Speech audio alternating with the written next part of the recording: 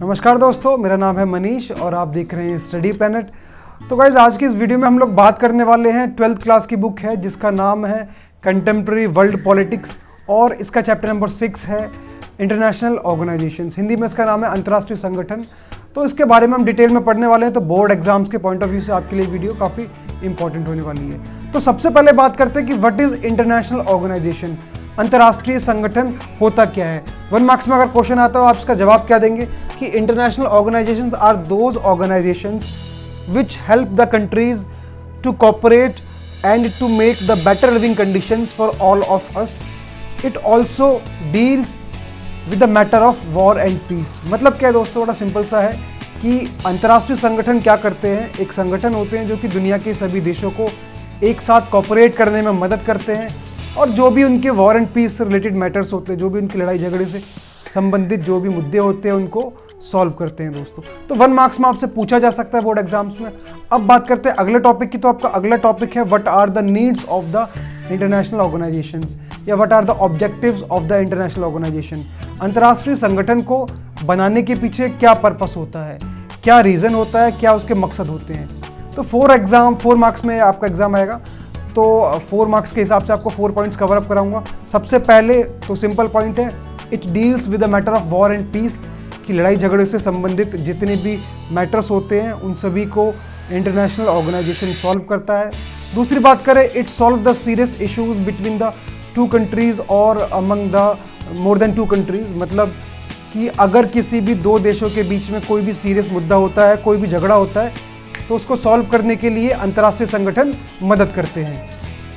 तो serious matter से आप लोग क्या समझते हैं? जैसे इंडिया पाकिस्तान के बीच में कश्मीर का मुद्दा है, काफ़ी सीरियस मैटर है। तो ऐसे प्रॉब्लम्स, ऐसे सीरियस मैटर्स दुनिया में जिन भी देशों के बीच में होते हैं उनको सॉल्व करने के लिए भी इंटरनेशनल ऑर्गेनाइजेशन काम करता है। तीसरे पॉइंट की बात करें दोस्तों, तो थर्ड पॉइंट आपसे कहता है deals with the issues which required the cooperation of more than the 1 country. मतलब क्या है दोस्तों, कुछ ऐसे मुद्दे होते हैं दुनिया के अंदर जिसको सॉल्व करने के लिए कुछ ऐसी चुनौतियां होती हैं जिनसे निपटने के लिए दोस्तों ज़रूरी है कि एक से ज़्यादा देश एक साथ जुड़ें और उनसे उन प्रॉब्लम से डील करें। एग्जाम्पल के तौर पे आप समझ सकते हैं, ग्लोबल वार्मिंग की प्रॉब्लम है। कोई भी एक सिंगल देश ये बात नहीं बोल सकता कि मैं अकेला ग्लोबल वार्मिंग की प्रॉब्लम से डील कर लूँगा, इसे सॉल्व कर दूंगा। तो ऐसे प्रॉब्लम्स के लिए ज़रूरी है कि बहुत सारे देश एक साथ इकट्ठे हों। जैसे हाल ही में कोविड-19 की जो क्राइसिस है, जो समस्या है, वो भी एक ग्लोबल प्रॉब्लम है। तो ऐसे सभी मुद्दों के ऊपर जिन पे ज़रूरी है कि बहुत सारे देश एक साथ आएँ और उस प्रॉब्लम्स को सॉल्व करें, तो इसके लिए भी काम करता है इंटरनेशनल ऑर्गेनाइजेशन। अब बात करते हैं 4th पॉइंट की, it act as an check and balance, या हम बोल सकते हैं it set some limitations on the wishes and desires of the super power. मतलब दुनिया में जितने भी सुपर पावर्स हैं वो सब कुछ अपने मन मर्जी के हिसाब से ना करें, उनको रोकने के लिए भी अंतर्राष्ट्रीय जो ऑर्गेनाइजेशंस हैं वो काफ़ी हद तक काम करते हैं दोस्तों। अब हम लोग बात करेंगे अगले टॉपिक की। हमारा अगला टॉपिक है organs of the UNO. Organs of the UNO मतलब जो हमारा यूएनओ है, जो यूनाइटेड नेशन ऑर्गेनाइजेशन है, वो किस तरीके से काम करता है, कितने उसके अलग अलग ऑर्गन्स हैं। ये भी बड़ा एग्जाम इंपॉर्टेंट है आपके लिए 6 मार्क्स के हिसाब से। और 6 ऑर्गन है यूएनओ के, उन 6 के बारे में हम डिटेल में पढ़ेंगे। सबसे पहले बात करते हैं पहले ऑर्गन की। तो सबसे पहला ऑर्गन है सिक्योरिटी काउंसिल। सिक्योरिटी काउंसिल के अंदर टोटल 15 मेंबर्स होते हैं। 5 मेंबर्स होते हैं जो परमानेंट मेंबर होते हैं, जिनके पास वीटो पावर होती है, और 10 मेंबर ऐसे होते हैं जो कि नॉन परमानेंट मेंबर होते हैं। और जो नॉन परमानेंट मेंबर्स होते हैं वो सिर्फ 2 साल के लिए चुने जाते हैं। 2 साल के बाद नए मेंबर्स चुन के आते हैं। दूसरे ऑर्गन की बात करें तो दूसरा ऑर्गन है जनरल असेंबली। और जनरल असेंबली का बड़ा सिंपल सा काम है कि जितने भी मेंबर्स यूनाइटेड नेशंस के मेंबर होते हैं वो सभी मेंबर्स जनरल असेंबली के मेंबर भी माने जाते हैं। और इसका बड़ा सिंपल सा काम है, जितने भी मैटर्स होते हैं उन सब के ऊपर वोटिंग करना, चुनाव करना। जो भी नॉर्मल इश्यूज होते हैं, जो कि नॉर्मल मैटर्स होते हैं, उनके लिए सिंपल मेजोरिटी चाहिए होती है। और जो स्पेसिफिक इश्यूज होते हैं उनके लिए 2/3 मेजोरिटी से वोटिंग होती है दोस्तों। तो ये 2 ऑर्गन से। अब बात करते हैं तीसरे ऑर्गन की। तो तीसरा ऑर्गन है social and economic council. Social और इकोनॉमिक काउंसिल से आपसे नाम से क्लियर है बिल्कुल, सामाजिक और आर्थिक जितने मुद्दे होते हैं उन सभी को सॉल्व करने के लिए ये काउंसिल काम करता है। और इस काउंसिल के अंदर टोटल 54 मेंबर्स होते हैं जो कि 3 साल के लिए चुने जाते हैं।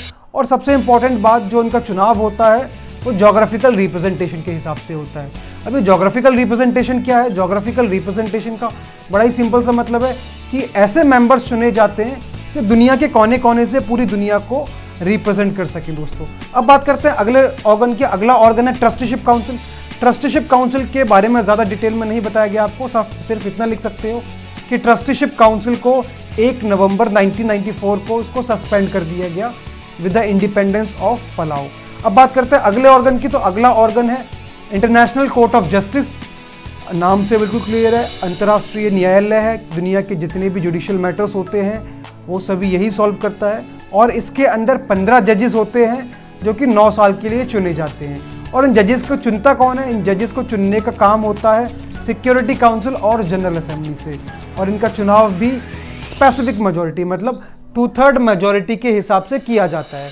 अब बात करते हैं आखिरी ऑर्गन की। तो आखिरी ऑर्गन है सेक्रेटेरिएट, हिंदी में इसको सचिवालय बोलते हैं।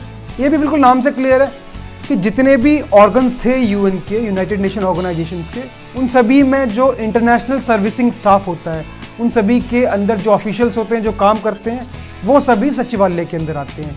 तो सेक्रेटेरिएट्स का जो टेन्योर होता है वो 5 साल के लिए होता है, और रिन्यूएबल टर्म मतलब जो एक बार सेक्रेटेरिएट के मेंबर बन जाते हैं, जो भी मेंबर्स होते हैं, वो ज़रूरी नहीं है कि अगली बार हट जाएं, उनको दोबारा से रिन्यू भी किया जा सकता है दोस्तों। अब हम लोग बात करते हैं अगले टॉपिक की।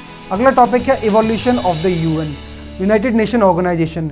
संयुक्त राष्ट्र संघ जो दुनिया का सबसे बड़ा अंतर्राष्ट्रीय संगठन है, वो किस तरीके से बना, इसके ऊपर भी इनडायरेक्टली 1 या 2 मार्क्स में क्वेश्चन पूछा जाता है। इसके बारे में आपको बता देता हूँ थोड़ी सी जानकारी। सबसे पहले दुनिया के अंदर फर्स्ट वर्ल्ड वॉर हुआ। फर्स्ट वर्ल्ड वॉर के बाद दुनिया को इतनी ज़्यादा डिस्ट्रक्शन देखने को मिली कि वर्ल्ड कम्युनिटी ने सोचा कि अब थोड़ी सी इन्वेस्टमेंट एक ऐसे ऑर्गेनाइजेशन पे की जाए जिससे कि सेकेंड वर्ल्ड वॉर को होने से रोका जाए। इसीलिए दुनिया वालों ने सभी देशों ने मिलकर एक ऑर्गेनाइजेशन बनाया, इसका नाम था league of nation. League of nation का बड़ा सिंपल सा काम था कि जितने भी मेंबर्स हैं उन सभी को कोऑपरेट कराना और सेकेंड वर्ल्ड वॉर होने से रोकना। लेकिन अनफॉर्चुनेटली सेकेंड वर्ल्ड वॉर भी हुई 1939 से 45 तक। इसका मतलब जो लीग ऑफ नेशन था उसका जो काम था वो उसको पूरा करने में असफल हुआ, जो उसका ऑब्जेक्टिव था उसमें फेलियर रहा। तो उसी का ही सेकेंड वर्ल्ड वॉर के बाद उसी का ही एक नया वर्जन आया, एक नया वर्जन, अपडेटेड वर्जन आया जिसका नाम था यूनाइटेड नेशन ऑर्गेनाइजेशन, और इसका ईयर था 1945। और इसकी शुरुआत 51 कंट्रीज़ ने मिलकर की, 51 देशों ने इसकी शुरुआत की by signing the UN charter, और उन 51 देशों में भारत भी एक था। अब ये यूएन चार्टर क्या होता है? यूएन चार्टर का मतलब एक डॉक्यूमेंट था जो कि रूल्स एंड रेगुलेशंस दिखाता है यूएन के, कि अगर कोई भी इसका मेंबर बनना चाहता है तो उसको यूएन चार्टर के हिसाब से चलना पड़ेगा दोस्तों। अब हम लोग बात करेंगे अगले टॉपिक की। अगला टॉपिक मैंने आपको बताया था कि वीटो पावर होती है 5 मेंबर्स के पास। 5 मेंबर्स कौन कौन से वो आपको पहले बता देता हूँ। Britain, France, USA, Russia and China. पहले 4 मेंबर थे, बाद में 5वां मेंबर चाइना भी जोड़ा गया। और सवाल अगर ये आए आपके एग्जाम में कि यही 5 मेंबर्स क्यों, तो उसका बड़ा सिंपल सा जवाब है कि ये जो मेंबर्स हैं ये सेकेंड वर्ल्ड वॉर के अंदर विनर्स थे, तो जीते हुए मेंबर्स थे, तो इनके इंटरेस्ट को बचाए रखने के लिए यूएन के अंदर इनको परमानेंट सीट दी गई और इनको वीटो पावर दी गई। वीटो पावर का मतलब क्या है? अगर 1 मार्क्स में आपसे पूछा जाता है कि व्हाट इज वीटो पावर, तो मैं बहुत सिंपल लैंग्वेज में आपको बताता हूँ। वीटो पावर का मतलब क्या होता है कि यूएन के अंदर जितने भी मेंबर्स होते हैं दोस्तों, उन सभी के पास एक एक वोट होता है। तो जब भी किसी भी मुद्दे के ऊपर बातचीत होती है, वोटिंग होती है, सभी लोग अपना एक एक वोट को यस या नो में डाल सकते हैं। लेकिन 5 मेंबर ऐसे होते हैं जिनके पास एक एक नेगेटिव वोट भी होता है। अब इस नेगेटिव वोट की क्या पावर वो आपको बता देता हूँ। इन नेगेटिव वोट की पावर ये है कि अगर किसी भी मुद्दे के ऊपर सभी मेंबर्स एग्री करें, लेकिन सिर्फ एक मेंबर ऐसा हो जो उस नेगेटिव वोट को डाल दे, जो वीटो वोट को डाल दे, तो वो किसी भी फैसले को उसी वक्त दोस्तों हर हालत में रोक सकता है। तो वीटो पावर का आपको एग्जांपल देके बताता हूँ। सपोज कीजिए कि कोई एक भी पंचायत चल रही है और पंचायत के अंदर सभी लोग हैं और 5 उनमें से पंच हैं या सरपंच आप बोल सकते हो, और मान लीजिए कि एक इम्पॉर्टेंट मुद्दा है, इसके ऊपर बात की जाती है कि गाँव के अंदर एक पब्लिक पार्क बनाया जाएगा।